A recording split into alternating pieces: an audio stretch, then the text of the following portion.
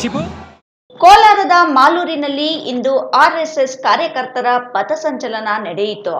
ಮಧ್ಯಾಹ್ನ 3 ಗಂಟೆಗೆ ನಗರದ ಕ್ರೀಡಾಂಗಣದಿಂದ ಆರಂಭಗೊಂಡ ಪಥಸಂಚಲನ ಪ್ರಮುಖ ರಸ್ತೆಯಲ್ಲಿ ಸಂಚರಿಸಿತು. ನಗರ ತುಂಬ ಆರ್ಎಸ್ಎಸ್ ಶತಮಾನೋತ್ಸವದ ಬ್ಯಾನರ್ಗಳು ಮತ್ತು ಕೇಸರಿ ಧ್ವಜಗಳು ರಾರಾಜಿಸಿದವು.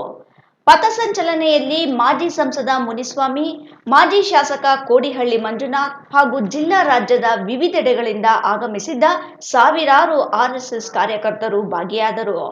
ಪುಟ್ಟ ಬಾಲಕರು, ಹಿರಿಯರು ಮತ್ತು ಯುವಕರು ಲಾಠಿ ಹಿಡಿದು ಖಾಕಿ ಪ್ಯಾಂಟ್, ಬಿಳಿ ಅಂಗಿ ಧರಿಸಿ ಮೆರವಣಿಗೆಯಲ್ಲಿ ಭಾಗವಹಿಸಿದರು.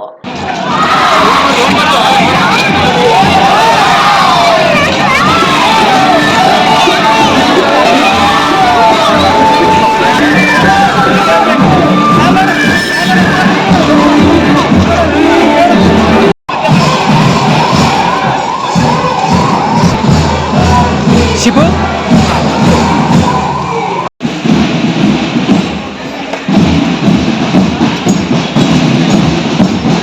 ಆರ್ಎಸ್ಎಸ್ ಕಾರ್ಯಕ್ರಮ ಹಿನ್ನೆಲೆಯಲ್ಲಿ ನಗರದಲ್ಲಿ ಬಿಗಿ ಪೊಲೀಸ್ ಬಂದೋಬಸ್ತ್ ಮಾಡಲಾಗಿತ್ತು.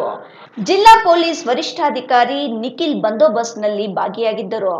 ನಗರದ ಪ್ರಮುಖ ರಸ್ತೆಯಲ್ಲಿ ಸಂಚರಿಸಿದ ಆರ್ಎಸ್ಎಸ್ ಮೆರವಣಿಗೆ ಕ್ರೀಡಾಂಗಣದಲ್ಲಿ ಅಂತ್ಯಗೊಂಡಿತು.